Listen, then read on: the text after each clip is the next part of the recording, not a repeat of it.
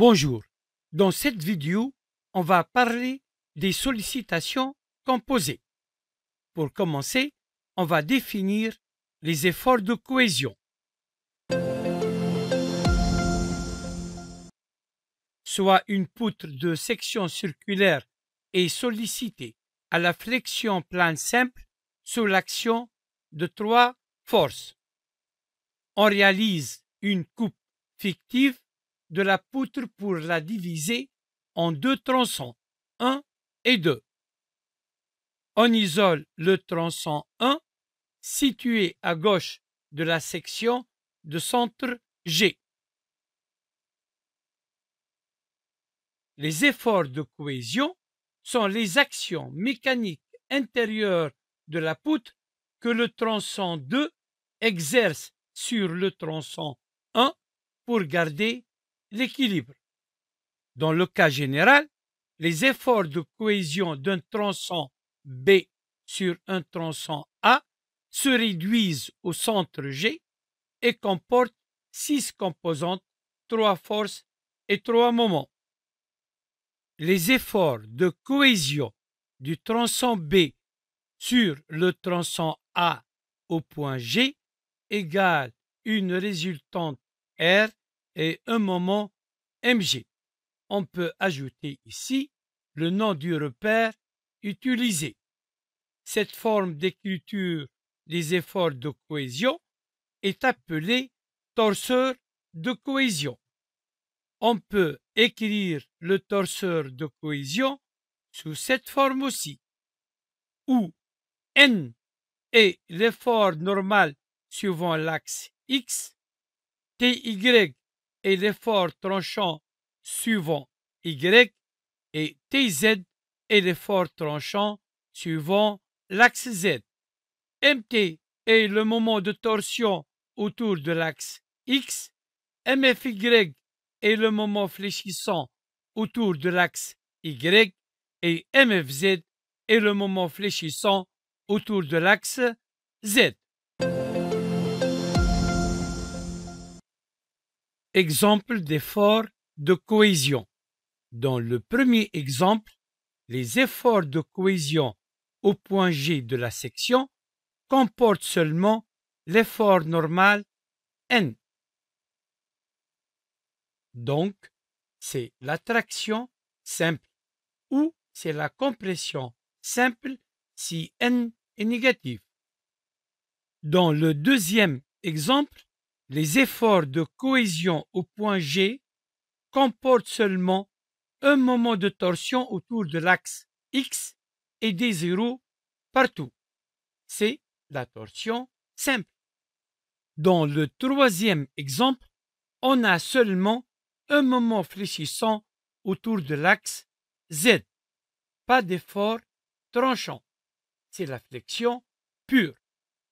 Dans le quatrième exemple, on a un moment fléchissant autour de l'axe Z et un effort tranchant suivant l'axe Y. C'est la flexion simple.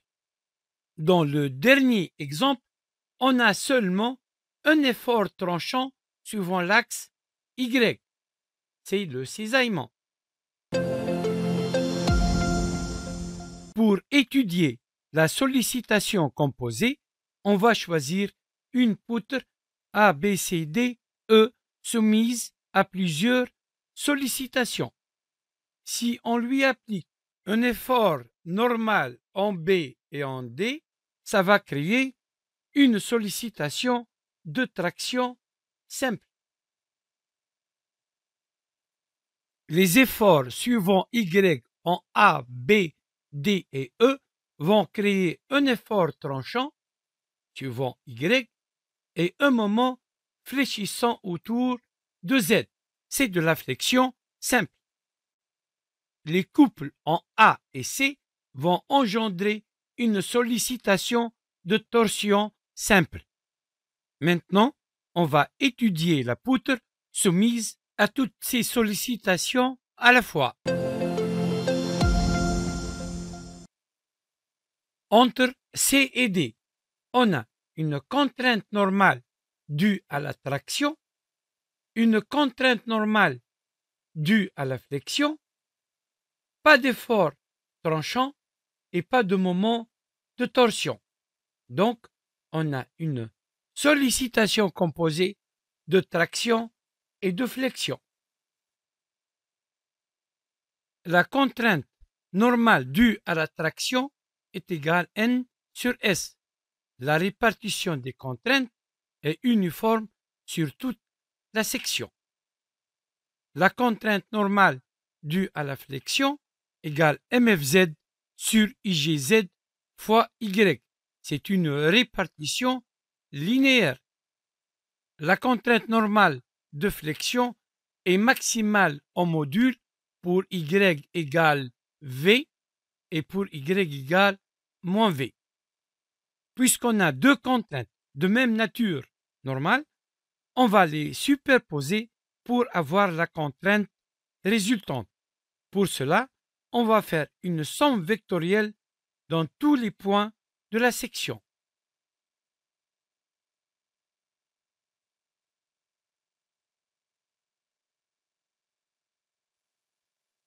Dans cet exemple, on trouve que le point le plus sollicité se trouve pour Y égale V. Sigma maxi donc est égal sigma traction plus sigma flexion maxi. Sigma maxi est égal N sur S plus moment de flexion maxi sur IGZ fois V. Pourquoi on n'a pas ajouté la contrainte tangentielle? Ici, parce que TY est égal à 0. Mais même si TY était différent de 0, on ne l'ajoute pas quand même, car la répartition des contraintes tangentielles taux dues à l'effort tranchant TY n'est pas uniforme. C'est pourquoi, pour simplifier, on dit que taux moyenne est égal TY sur S. La contrainte tangentielle a une répartition parabolique. Elle est maximale au centre et elle est nulle aux points les plus éloignés de l'axe neutre, ici et ici, là où on a le point le plus sollicité. La contrainte normale résultante sigma maxi étant définie, on applique la condition de résistance sigma maxi doit être inférieure ou égale à la résistance pratique à l'extension RPE. RPE est appelé aussi sigma P. Une crémaillère est assimilée à une poutre rectangulaire encastrée en B. Elle est soumise à l'action d'un pignon en A. On donne angle de pression alpha égale 20 degrés, module de FA égale 100 Newton, B égale 10 mm et H égale 8 mm. Vérifiez la résistance de la crémaillère, sachant que RPE égale 100 Newton par millimètre au carré. On isole la poutre. La composante normale NA égale FA fois cosinus alpha égale 93,97 newtons. Cette composante va créer une contrainte de compression. La composante tangentielle TA égale FA fois sinus alpha égale 34,2 newtons. Cette composante tangentielle va créer une contrainte de flexion. On a deux contraintes normales, donc de même nature. La contrainte normale résultante sigma maxi égale sigma compression plus sigma flexion maxi, c'est-à-dire N sur S plus moment de flexion maxi sur UGZ fois V, avec S est égal B fois H et le module de flexion IGZ sur V est égal BH au carré sur 6. Après application numérique, on trouve que sigma maxi égale 65,3 newtons par millimètre au carré.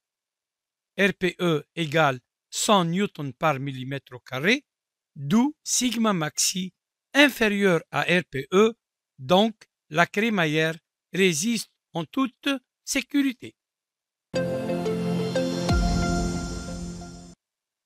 Au point A, n égale à 0, mfz égale à 0, l'effort tranchant Ty est différent de 0, le moment de torsion mt est différent de 0. Donc, on a une sollicitation composée de torsion et de cisaillement. La contrainte tangentielle de cisaillement est égale Ty sur S. La contrainte tangentielle de torsion est égale mt sur I0 fois Y. Puisqu'on a deux contraintes de même nature tangentielle, on va les superposer pour avoir la contrainte résultante. Pour cela, on va faire une somme vectorielle dans tous les points de la section. La contrainte tangentielle résultante tau maxi est égale Ty sur S plus moment de torsion sur U0 fois R. Cette contrainte tangentielle résultante étant définie, on applique la condition de résistance tau maxi inférieur ou égal à la résistance pratique au glissement RPG. RPG est appelé aussi tau P. Entre B et C, il y a un effort normal N, un moment fléchissant MFZ et un moment de torsion MT. L'effort tranchant TY égale à 0. Donc, on a une sollicitation composée de flexion, torsion et traction, ce qui nous donne des contraintes de nature différente. Une contrainte normale due à la traction et à la flexion et une contrainte tangentielle due à la torsion. Alors, comment faire pour les combiner? On a une contrainte normale sigma et une contrainte tangentielle tau. Pour les additionner, il y a plusieurs approches de calcul et plusieurs critères pour obtenir une contrainte équivalente. D'après le critère de Vomisès, il considère que la contrainte équivalente égale racine carrée de sigma au carré plus 3 fois tau au carré. Ensuite, il vérifie la condition de résistance sigma Vomisès doit être inférieur ou égal à RPE. D'après Tresca, il considère que la contrainte équivalente est égale à la racine carrée de sigma au carré plus 4 fois tau au carré. Puis il vérifie la condition de résistance sigma Tresca doit être inférieur ou égal à RPE. Le critère de Tresca laisse une marge de sécurité légèrement plus grande que le critère de Vomisès. Le critère de Vomisès est le plus couramment utilisé. Beaucoup de logiciels commerciaux d'analyse de contraintes et d'éléments finis, comme SolidWorks, Abacus, etc., s'appuient sur Vomisès. De ce fait, il existe une tendance à utiliser celui-ci en toutes circonstances. La conception et le développement traditionnel passent par des longs calculs et des tests pour parvenir à un produit satisfaisant. Pour un assemblage ou une pièce avec des chargements complexes, la simulation numérique est le seul capable de résoudre le problème instantanément. Dans la pratique, on commence par faire une modélisation 3D du système à étudier ou bien de la pièce à étudier avec les actions mécaniques, c'est-à-dire les chargements externes et le choix du matériau. On choisit la qualité de maillage et on lance le calcul. Si on remarque un dépassement de la contrainte admissible, zone en rouge, on peut changer par exemple les dimensions de la pièce ou on fait un changement de choix de matériaux.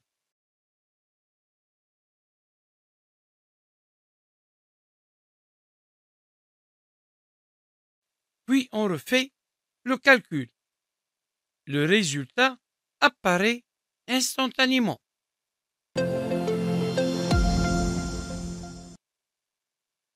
Si on veut faire un calcul traditionnel de prédétermination, pour le cas où les contraintes normales et les contraintes tangentielles agissent simultanément sur une poutre, cas de flexion et torsion par exemple, on peut calculer la contrainte normale sigma, c'est-à-dire la contrainte équivalente, à partir du moment idéal de flexion, MFI. Le moment idéal de flexion est défini par la formule générale de Mohr-Kakott issue des théories de l'élasticité. On calcule le moment idéal de flexion en fonction du moment de flexion et du moment de torsion appliqué sur la poutre. Lambda, qui est égal à RPG sur RPE, dépend des matériaux. Pour l'acier, par exemple, lambda est à peu près égal à 1,5. Donc, pour l'acier, si on remplace lambda par sa valeur, le moment idéal de flexion égale racine carrée du moment de flexion au carré plus du moment de torsion au carré. Ensuite, on remplace la valeur du moment idéal de flexion dans l'équation de la contrainte normale. Et pour terminer, on vérifie la condition de résistance sigma maxi doit être inférieur ou égal à RPE. Un arbre de transmission est assimilé à une poutre cylindrique pleine en acier C45, modélisée par la figure ci-contre. On donne le moment de torsion Mt égale 20 Nm, les forces Fb égale 400 N, Fa égale 200 N, Fc égale 200 N. La limite élastique Re est égale à 375 MPa. Le coefficient de sécurité adopté S égale à 3. Identifier les sollicitations en B et calculer leur valeur. Mt égale 20 Nm. Donc on a une contrainte de torsion. Les forces Fa, Fb et Fc vont créer une contrainte de flexion.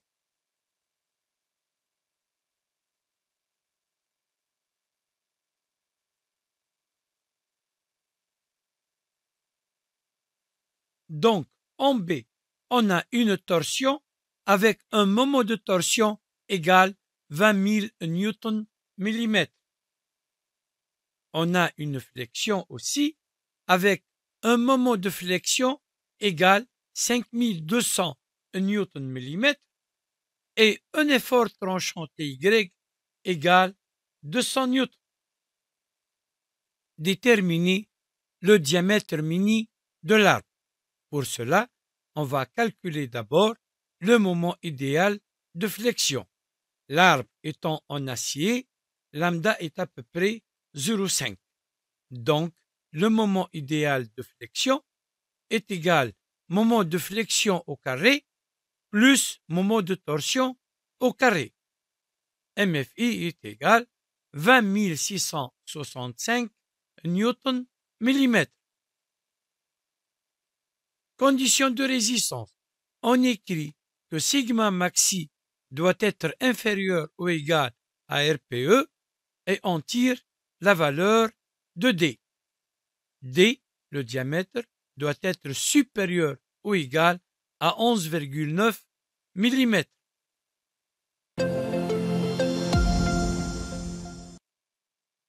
Pour résumer, Dans le cas de sollicitation composée de contraintes de même nature, par exemple flexion ou traction, on additionne les deux contraintes normales et on écrit la condition de résistance avec la contrainte normale résultante.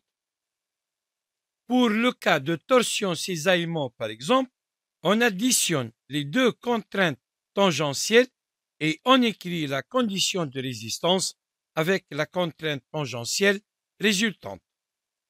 Pour les sollicitations composées avec des contraintes de nature différente, telles que par exemple la flexion-torsion, on doit calculer d'abord le moment idéal de flexion en fonction du moment de flexion et du moment de torsion.